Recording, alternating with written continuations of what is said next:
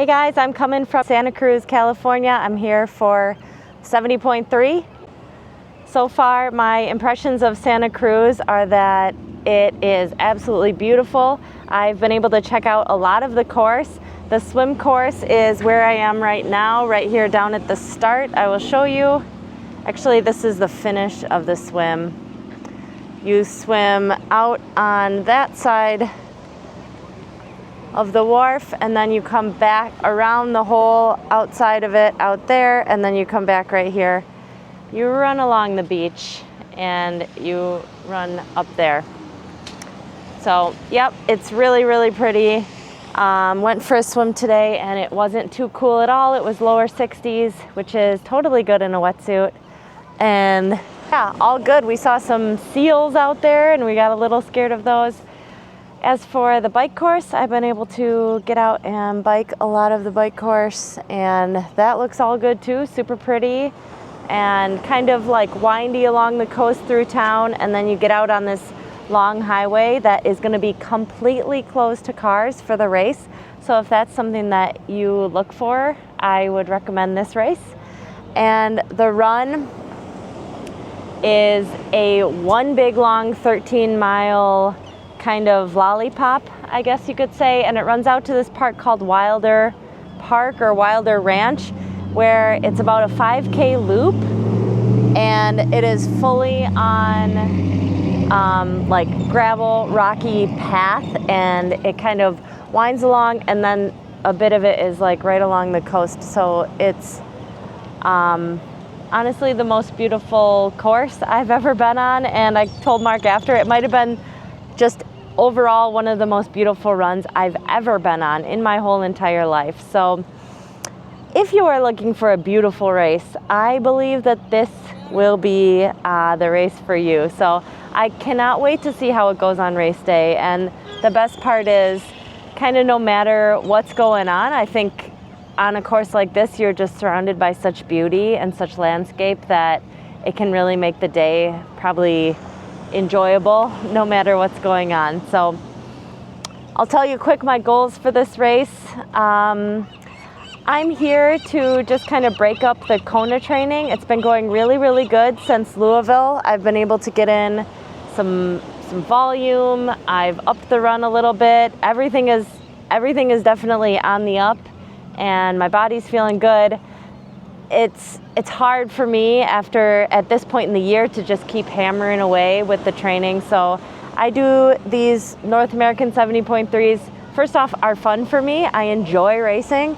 I like coming to new places. But then also just to get a hard stimulus that I wouldn't be able to do on my own. I can't really ever kind of replicate the feeling of racing when I'm by myself. So that's why I'm here. I'm just hoping to have a fun day. I'm hoping to get a good hard day in the body, and however that turns out is fine with me. It's not a Pro Series race, so it doesn't matter for points. It doesn't matter for anything. And the next big kind of goal that I'm getting ready for is Kona, and that does matter for the Pro Series. So we're going to try and have a nice good hit out there. And yeah, this stuff is just for fun, just to keep things enjoyable for me. So thank you guys for watching, and yeah, I guess I will see you on the flip side.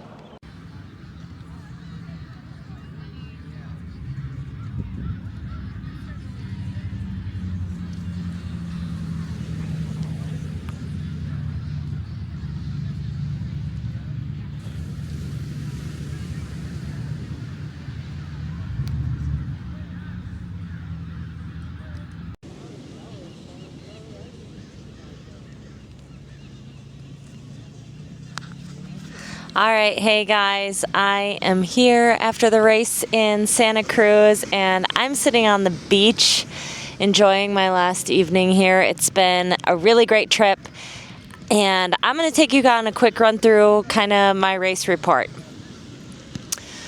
So I stayed right down by Transition, which I would highly recommend. There is a lot of kind of hotels in the area. But there's a few, and I actually found mine on booking.com. There's a few that are kind of right by Transition, and it was So easy, so convenient, and just made everything like so simple leading into the race. So this is the race that has a lot of options. And I think also talking to other people, there are a lot of kind of sketchy options. So it was really nice down here by Transition, and that's where I would recommend staying. So yeah, race morning, pretty simple. You check all your stuff in. They don't have a morning close drop, so we had to get our wetsuits on in Transition, and then it's like a 5-minute walk over to the start. And it's a fine temperature, so it's no big deal. The water is pretty brisk. It's in the 60s. So it took a couple minutes to kind of get in, and then the first kind of mistake and probably the main issue I had on the day was I just really didn't warm up enough, and in cold water it kind of takes me a little bit to get going. So the race started and I had a horrible start. I wasn't ready to be jumping into freezing water and trying to swim really fast. So right away there's 2 rows of girls, and we ran in. Right away, the girls that were behind me were running over the top, swimming over the top of me, and that's just silly. That means I wasn't swimming fast.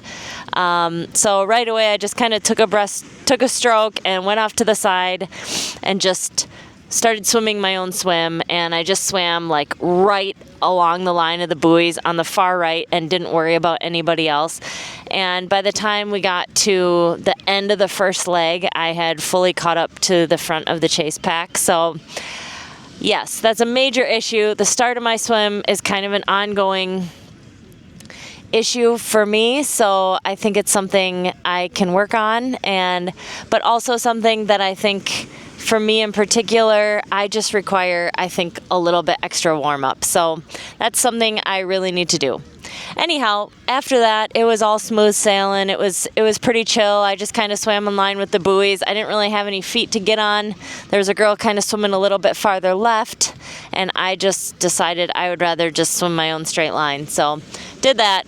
Came out, in that chase group, and that was fine. It was a group of a lot of girls and plenty of people that I normally swim with. I saw Lisa I heard first that she was right behind me, and one of my goals before this race was to, no matter what, everything I could do in my control to not get dropped by her on the bike ride, which sometimes works and sometimes doesn't work. So I had a lot of fun getting out on the bike with her, and she goes so hard that first bit. And the first bit of this course is through town. It's got some twists and turns to kind of get out of town, and she was going hard, I think because we came out with Tamara, and she didn't want Tamara to be with us, which I understand. I didn't really want her with us either, because obviously in order to beat her, you have to have some type of gap heading into the run. So once we got out a little ways, I could tell that Lisa was on quite a mission to try and catch the front of the race, which is always a fun mission to be on. And I just got it in my head that I'm on a group ride, I'm on a ride with Lisa, and I don't want to get dropped, because when I'm on a group ride, I hate getting dropped. I get pissed, and I will bury myself to not get dropped. And for some reason in a race, I hardly ever have this mentality. It's I'm so worried about being conservative and staying within myself. And today, going with Lisa in the start wasn't too far outside of the realm of a half Ironman riding for me. So I decided I'm going with her no matter what. I don't even care. This is a race that doesn't matter. I don't care if I blow up. I don't care what happens to me. So after a little bit, and especially once we caught Grace, which was, I don't know, I want to say mile 15, maybe mile 20. I don't know. When we caught her, it really settled down. So I knew if I could weather the storm that is Lisa, eventually maybe it would calm down. But also, I was geared up mentally to go as hard as I could for as long as I could. So anyways, it worked out to be a pretty solid ride for me. I ended up riding in the front for the last maybe 10 or so miles. And once we got into town, I knew Lisa would go back into front because I was pretty sure she had a bike bonus if she had the fastest bike split. So I thought she would want to finish the bike, be the first off the bike. And also she is, a little quicker on the cornering than me. So it's nice to have her line to follow through there. So yep, we came off the bike. I believe we rode not super fast because somehow we had a headwind both ways. Something like a 219, whatever. But what I can say is it's beautiful. It's a rolling course. There's climbs. It's not boring. And it's absolutely gorgeous. Highly recommend. Everything about this race I loved. And the bike ride was awesome. So getting onto the run, Lisa's also very quick and schooled us in transition. So, yep, I heard she was out, I came out, me, Grace, and her pretty much. And then I heard Tamara was something like, I don't know, 2.5 or 2 minutes behind us, which generally isn't enough time to stay ahead of her because she runs really, really quick. She's one of the fastest runners in our sport for women. So yeah, I just got out. I took the first mile like kind of conservative to kind of like see how I was feeling, and then some age group guy came past way fast, and I was like, yeah, like why don't I just attack this run a little bit better and just see what my body does. So I couldn't quite go with him. He was going way too quick. But I picked it up, dropped Grayson and Lisa to do their own thing, and I decided I'll just run like kind of hard, a little not comfortable, and just see what happens. And I saw a male pro on the side of the road, like standing there, like just like hunched over, and I said, come on, come run with me. And I had no idea who this guy was, and sure enough, 2 seconds later, he catches up to me, like back from the dead. I was like, what's wrong with you? And so we had a chat and actually ended up running together the whole rest of the way. And it was his very first pro 70.3. And so I went into mom mode and was making sure he was taking his gels, getting Coke. And it was actually really fun just to have somebody to run with. And we were just happened to be going the same pace. Several times when I thought he was feeling better than me, I said, please, like, go on, go do your run. And I think he just wanted to make it to the finish line and feel good and all that. So if there's any pictures, I'm probably running next to this guy. So that was super fun. And ended up getting passed by Tamara around, it had to be like mile 8 or so, somewhere in the Wilder loop, which, by the way, there's a 5K loop. It's like a lollipop course. The 5K loop is completely off-road. Beautiful. The most beautiful run I have ever done in a triathlon. So I would highly recommend it. So came in, I think it was like a 4:12 finish time, good enough for second place. And yeah, I'd say a pretty successful trip here.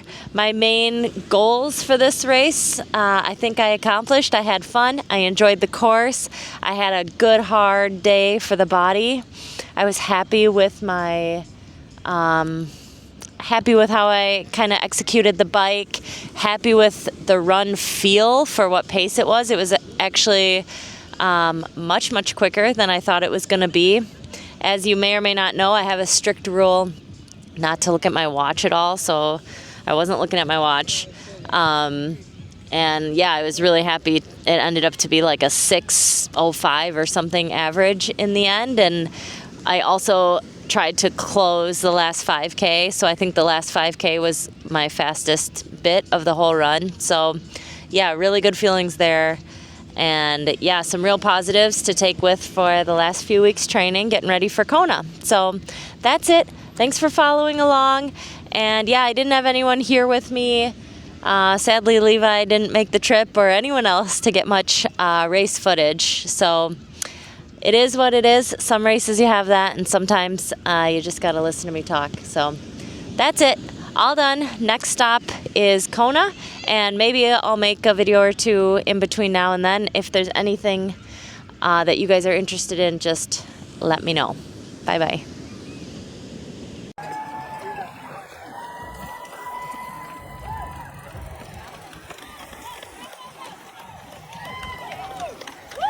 Good job, Jackie. You have over 3 minutes behind you.